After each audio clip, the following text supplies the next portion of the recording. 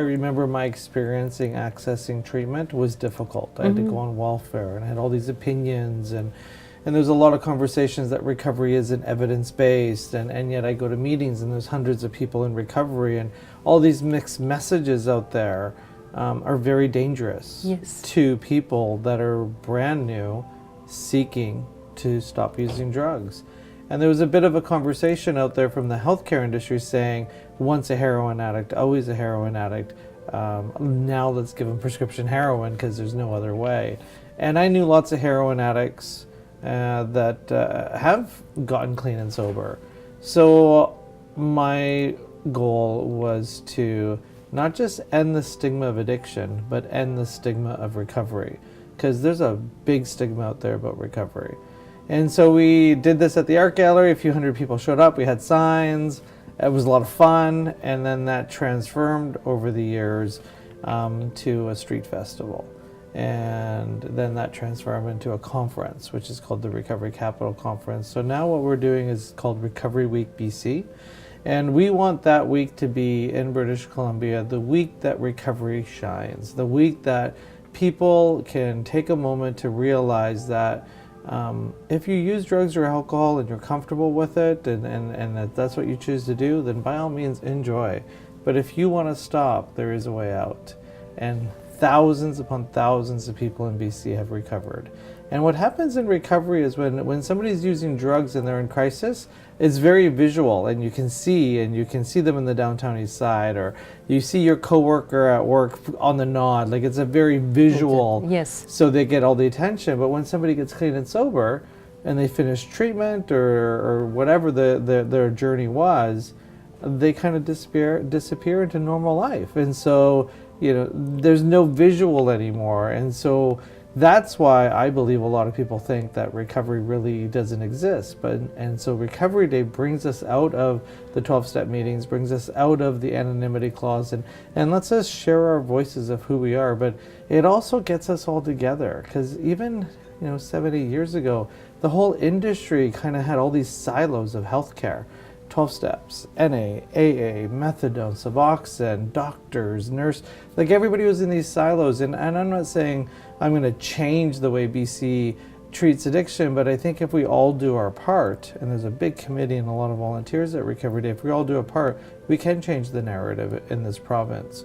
And so Recovery Day brings us all together, ends the siloed thinking of healthcare, and puts us all in one space, all the different healthcare providers. This year we have 90 healthcare providers setting up information booths, from naloxone training to outpatient clinics to methadone clinics to abstinence-based treatment. We all work together, and let the people decide which way they want to go.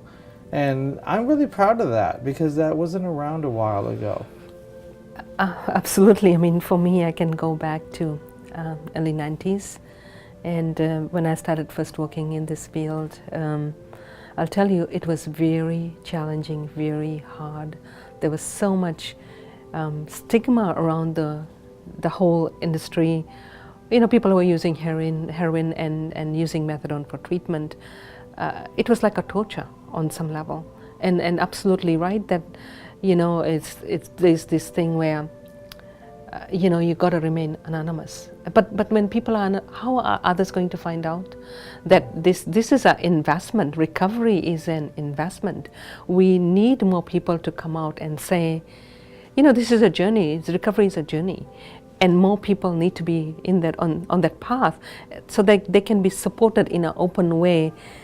That whole style of that shame-based and stigma, that's the thing that kept people in that. Well, anonymity never meant being invisible. That's right. I mean, anonymity for me means not taking credit for anything that's happening. I mean, that's truly what I believe in. But the idea of having a voice for recovery really needs to be out there, because there are people that don't hear about recovery until it's too late. That's right. And today's world with the overdose crisis, like, we can't afford to wait to the last minute to tell somebody about recovery. Yeah. So tell me, talk about some resources that's available for those who want to be in recovery? I know you mentioned a few things, but what Well, if you what come is to a- Recovery Day, or if you're, so the Recovery Day is for the general public, Yes. and the Recovery Capital Conference is for healthcare professionals. So we can all meet and learn and share knowledge and network with providers, different evidence-based treatment models, and also just meet other like-minded people. And so if you come to Recovery Day, you'll be able to meet people from LifeRing, you'll be able to meet people from other 12-step programs like Narcotics Anonymous, Crystal Meth, I think Cocaine Anonymous is going to be there. There's a lot Yes. of family support groups there like Nar-Anon and Al-Anon. Then there's treatment centers like Last Door and Westminster House and Troper Center and Edgewood. So you've got everything out there. So really what it is, it's an opportunity for people to really get, because there's some people that really believe there's not enough services in British Columbia. There's a lot of services. There's so many services in British Columbia. The problem is we're not in one room talking to each other, helping each other. As soon as we get a client, it's like, that client's mine. I think that's starting to change now, and we're all working together. Definitely, Google is sometimes the worst place to get information. But when it comes to addiction and mental health, it's if you Google addiction mental health services in British Columbia, you can come up with some pretty. But call, find out if places are accredited. If somebody's not accredited, not licensed, stay away.